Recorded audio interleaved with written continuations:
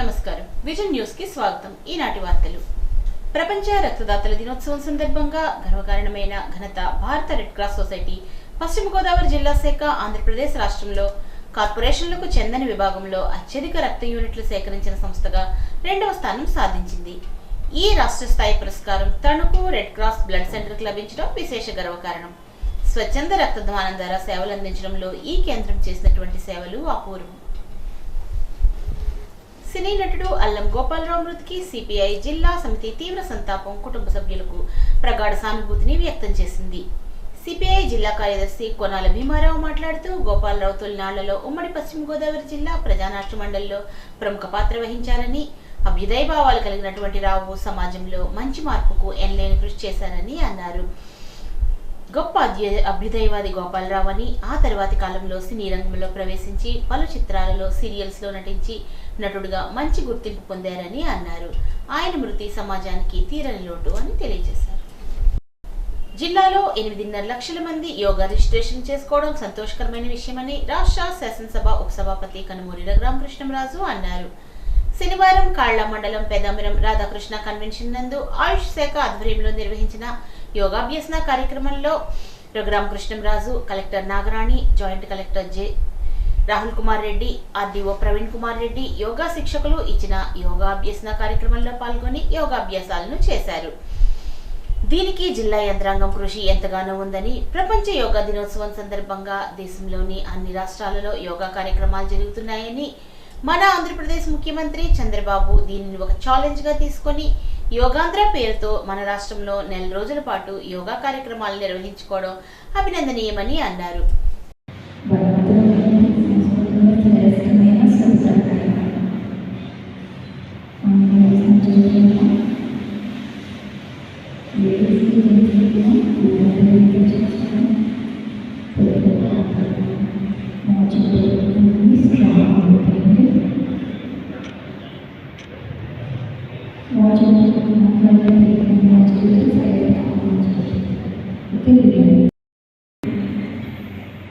చెయ్యంతో ఎడం చేతులు తీసే ఎడకరకాళ్ళు, చెయ్యలేని ఒక్క చెయ్యండి. స్క్రీన్లో చూశాను, అందరూ బాగా చేశారు. కొంచెం నేనే కాస్త అలవాటు పడుతున్నా. డెఫినెట్గా ఇది చాలా మంచిది. చిన్నతనంలో స్కూల్లో ఉన్నప్పుడు ఈరోజు ఆసనాలు, యూనివర్సిటీలో ఉన్నప్పుడు మెడిటేషన్ అలవాటు అయింది. కానీ మధ్యలో కొన్ని దశాబ్దాలు గ్యాప్ వచ్చింది.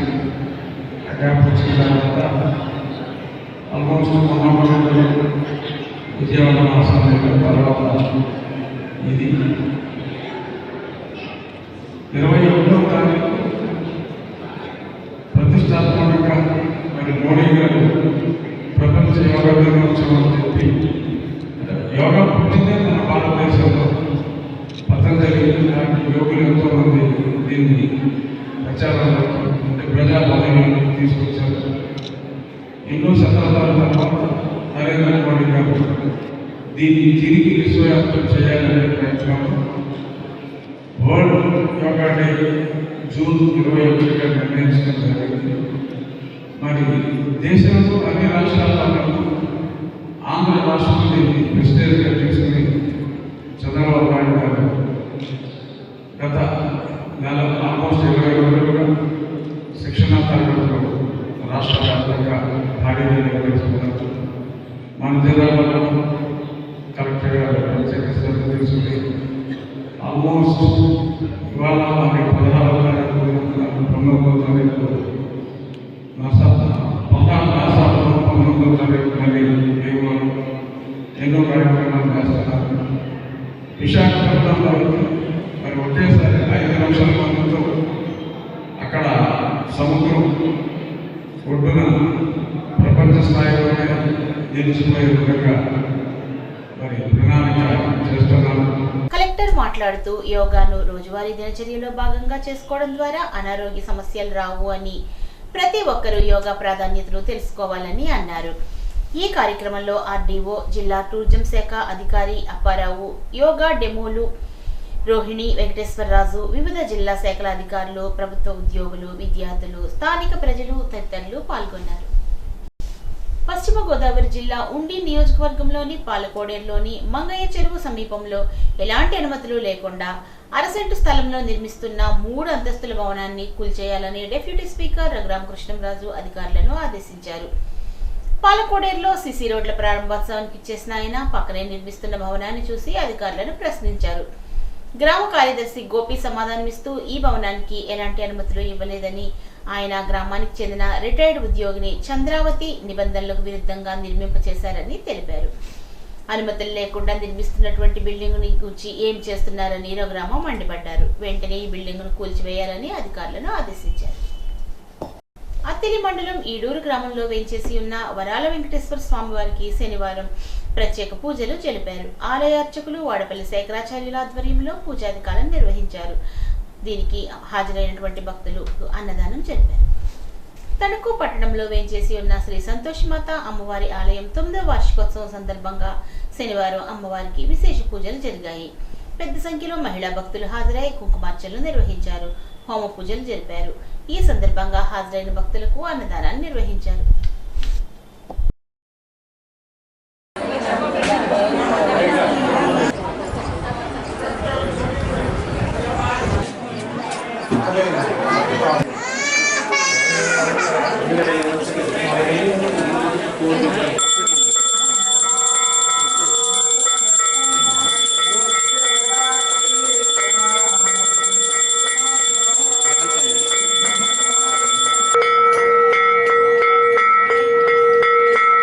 माता की जय बोलो माता श्री संतोषी माता की जय बोलो माता श्री संतोषी माता की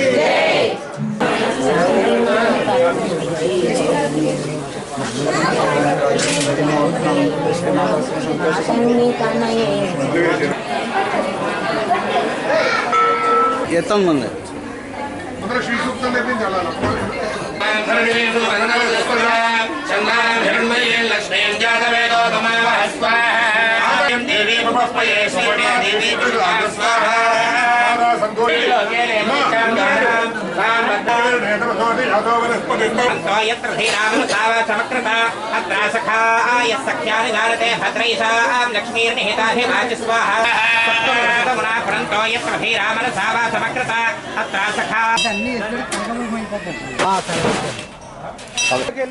వాటర్ టిన్లు, వాటర్ గ్లాసులు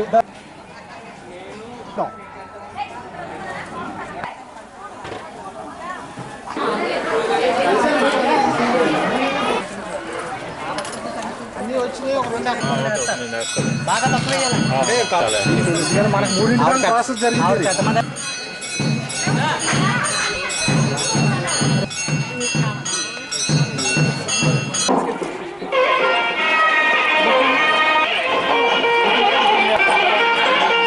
గత 5 ఏళ్లలో రాష్ట్రాన్ని జగన్మోహన్ రెడ్డి ఆర్థికంగా నిర్వీర్యం చేసినప్పటికీ వాటన్నింటినీ అధిగమించి గత ప్రభుత్వం మిగిల్చిన గాయాల భారాన్ని కూడా లెక్క చేయకుండా అభివృద్ధి సంక్షేమాన్ని చంద్రబాబు పరుగులు పెట్టిస్తున్నారని తణుకు ఎమ్మెల్యే ఆరిమిల్లి అన్నారు. ఎన్నికలలో ఇచ్చిన హామీలు అమలు చేయాలనే సంకల్పంతో మొదటి ఏడాదిలోనే రెట్టింపు సంక్షేమం పరిపాలనతో ముఖ్యమంత్రి చంద్రబాబు, ఉప ముఖ్యమంత్రి పవన్ కళ్యాణ్ ముందుకు వెళ్తున్నారని అన్నారు. శనివారం తణుకులో ఏర్పాటు చేసిన విలేకరుల సమావేశంలో ఎమ్మెల్యే మాట్లాడారు. కేవలం ఒక సంక్షేమ పథకానికి 8,745 కోట్లు చెల్లించిన పథకంగా తల్లికి వందనం దేశ చరిత్రలోనే నిలిచిపోతుందని అన్నారు. మేనిఫెస్టోలో ఇచ్చిన సూపర్ 6 హామీలు అమలు చేసి కూటమి ప్రభుత్వం ప్రజల పట్ల ఉన్న తన బాధ్యతను నిరూపించుకుంటున్నారని, పెన్షన్లు 3,000 నుంచి 4,000, దివ్యాంగుల పెన్షన్లు 6,000 నుంచి 15,000 వరకు ఇవ్వడం జరుగుతోందని అన్నారు.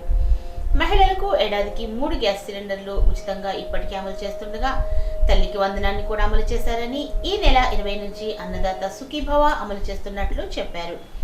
కూటమి ప్రభుత్వం ద్వారా రైతులు చాలా ఆనందంగా ఉన్నారని ఎమ్మెల్యే రాధాకృష్ణ పేర్కొన్నారు. తల్లికి వందనం ద్వారా 3 పిల్లలకు 39,000 బ్యాంక్ ఖాతాల్లో జమ అయిన తల్లులు ఎమ్మెల్యే రాధాకృష్ణకు కృతజ్ఞతలు తెలియజేశారు. ఈ సమావేశంలో కూటమి నాయకులు, కార్యకర్తలు పాల్గొన్నారు.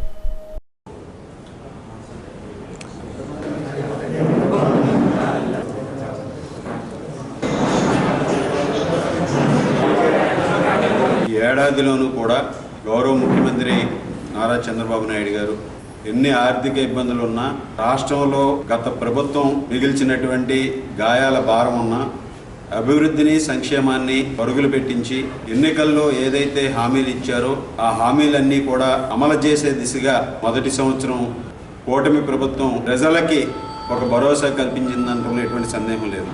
రెట్టింపు సంక్షేమంతో, రెట్టింపు పరిపాలనతో ఒక సుపరిపాలనను అందించి మేనిఫెస్టోలో ఇచ్చినటువంటి హామీలు, అదేవిధంగా సూపర్ 6 ద్వారా ఇచ్చినటువంటి హామీలన్నీ కూడా అమలు చేసి ఈ ప్రభుత్వం ప్రజల పట్ల ఏ విధమైనటువంటి బాధ్యతతో ఉందో నిరూపించడం జరిగింది. ప్రతి హామీని కూడా సూపర్ 6 హామీలు ఈరోజు మనం చూస్తే పెన్షన్ని 3,000 రూపాయల నుంచి 4,000 రూపాయలు పెంచారు. దివ్యాంగుల పెన్షన్ని 6,000 రూపాయల నుంచి 15,000 రూపాయల వరకు కూడా ఇవ్వడం జరుగుతుంది. 3 గ్యాస్ సిలిండర్లు మహిళలకు ఇస్తామని చెప్పాం. అలాగే తల్లికి వందనం ఈరోజు అమలు చేయడం జరిగింది. రేపు జూన్ 20వ తేదీ నుంచి అన్నదాత సుఖీభవ అమలు చేస్తున్నాం. అదేవిధంగా యువతకి 20 లక్షల ఉద్యోగాలు ఇస్తామని చెప్తే మొదటి ఏడాది దాదాపు 7 లక్షల ఉద్యోగాలకి అనేక పెట్టుబడులు తీసుకొచ్చి దాదాపు 10 లక్షల కోట్ల పెట్టుబడుల్ని ఈ రాష్ట్రంలో సాధించే విధంగా ఉద్యోగాలు కల్పించడం జరిగింది. అలాగే ఫ్రీ బస్సును కూడా ఈరోజు డేట్ కూడా అనౌన్స్ చేసి ఆగస్ట్ 15 నుంచి మహిళలకి ఫ్రీ బస్సు ఇవ్వడం జరుగుతుంది. ఈ విధంగా మహిళలని మహారాణులుగా చూసేటటువంటి ప్రభుత్వం కూటమి ప్రభుత్వం. బాబు ష్యూరిటీ భవిష్యత్ గ్యారంటీ పేరుతో మేము ఆ రోజు ఇంటింటికి వెళ్ళి ఈ సూపర్ 6 పథకాల గురించి ప్రజలందరికీ కూడా తెలియజేయడం జరిగింది. వారందరూ కూడా ఎంతో నమ్మకంతో ఏకపక్షంగా కూటమి ప్రభుత్వాన్ని గెలిపించారు. ఆ విధంగా వారు ఏదైతే నమ్మకం పెట్టుకున్నారో ఆ నమ్మకాన్ని ఈరోజు నిలబెడుతూ మనందరం కూడా చూస్తున్నాం ఏ విధంగా రాష్ట్రం ఆర్థిక పరిస్థితి ఉందో, గత ప్రభుత్వం ఏ విధంగా చేసిందో, జగన్మోహన్ రెడ్డి ఏ విధంగా ఈ రాష్ట్రాన్ని ఆర్థికంగా అన్ని విధాలుగాను కూడా నిర్వీర్యం చేశాడు. ఇవన్నీ కూడా అధిగమించి ఈ పథకాలన్నీ కూడా అమలు చేస్తూ మరొక పక్క అభివృద్ధిని పరుగులు పెట్టిస్తున్నటువంటి ప్రభుత్వం కూటమి ప్రభుత్వం. ఇదంతా కూడా ఒక నిదర్శనం. ఒక సమర్థవంతమైనటువంటి నాయకుడు, ఒక అనుభవం ఉన్నటువంటి నాయకుడు చంద్రబాబు నాయుడు గారు అధికారంలో ఉంటే ఏ విధంగా అభివృద్ధిని సంక్షేమాన్ని పరుగులు పెట్టిస్తూ ఒక సుపరిపాలన అందిస్తారనే దానికి ఈరోజు మనందరం కూడా ఈ ఏడాది పాలనలో చూసాం. లోకేష్ గారు యువగలం పాదయాత్రలో కానీ, చంద్రబాబు నాయుడు గారు కానీ, పవన్ కళ్యాణ్ గారు కానీ ఆ రోజు కూటమి ద్వారా ఇచ్చినటువంటి హామీ, ఎంతమంది పిల్లలు ఉంటే అంతమందికి కూడా తల్లికి వందనం ద్వారా 15,000 రూపాయలు ఇస్తామని చెప్పి మనం 2019 ఎన్నికలప్పుడు కూడా ప్రచారంలో చూసాం. ఆ రోజు జగన్మోహన్ రెడ్డి గారి శ్రీమతి గారు భారతిరెడ్డి గారు ఎంతమంది పిల్లలు ఉంటే అంతమంది పిల్లలకి ఇస్తామని చెప్పి ఆ రోజు అరకొర సంక్షేమాన్ని అమలు చేసినటువంటి పరిస్థితి చూసాం. వైఎస్ఆర్ కాంగ్రెస్ పార్టీ ప్రభుత్వ హయాంలో అమ్మఒడి ద్వారా కేవలం 45 లక్షల మందికి మాత్రమే 5,000 కోట్ల వరకే అందించడం జరిగింది. ఈరోజు పిల్లలు ఎంతమంది ఉన్నా సరే, ఒకళ్ళున్నా, ఇద్దరున్నా, ముగ్గురున్నా, నలుగురున్నా, వారికి వారి ఖాతాల్లో తల్లికి వందనం ద్వారా 13,000 రూపాయలు వారి ఖాతాల్లో జమ చేయడం జరిగింది. మరొక 2,000 రూపాయలు స్కూల్స్ మెయింటెనెన్స్ కానీ, అదేవిధంగా స్కూల్స్ క్లాస్ రూమ్స్ అభివృద్ధి, అదేవిధంగా స్కూల్స్ అభివృద్ధి కోసం 2,000 రూపాయలు ఉపయోగించడం జరుగుతుంది. 67,27,000 మందికి 8,745 కోట్లు ఈరోజు వారి ఖాతాల్లోకి జమ చేయడం జరిగింది. ఇది దేశంలోనే ఒక రికార్డు. ఒక సంక్షేమ పథకానికి 8,745 కోట్లు ఒకే రోజు చెల్లించినటువంటి సంక్షేమ పథకంగా ఈరోజు తల్లికి వందనం పథకం ఒక రికార్డు సృష్టించింది. ఏదైతే హామీలు ఇచ్చారో హామీకి కట్టుబడి ప్రభుత్వం ఈరోజు ఈ పథకాన్ని అమలు చేసింది. కూలి పనులు చేసుకుంటాం. ఒక పిల్లలు పెంచుకోవడంలో ఆర్థిక పరిస్థితిలో ఉన్న పరిస్థితిలో చంద్రబాబు నాయుడు గారు మా ముగ్గురు పిల్లలకి తల్లికి వందనం ఇవ్వడం చాలా సంతోషంగా ఉంది. చంద్రబాబు నాయుడు గారికి, లోకేష్ గారికి ధన్యవాదాలు. ఆర్మీ రాధాకృష్ణ గారికి కూడా మాకు ధన్యవాదాలు. తూర్పుగోదావరి జిల్లా పెరవలి మండలం నడిపల్లి గ్రామ సచివాలయం నందు ప్రభుత్వ ఆదేశాల మేరకు గ్రామ సర్పంచ్ బీరా సచివేంద్రరాజు ఆధ్వర్యంలో యోగాసనాలు చేయడం జరిగింది. ఈ కార్యక్రమానికి కూటమి నాయకులు, పంచాయతీ సెక్రటరీ, సచివాలయ సిబ్బంది, anganwadi teachers, ANM, MLHP, ASHA వర్కర్లు, గ్రామ సర్పంచ్లు తదితరులు ఈ కార్యక్రమంలో పాల్గొన్నారు. ఈ వార్తలకు స్వల్ప విరామం.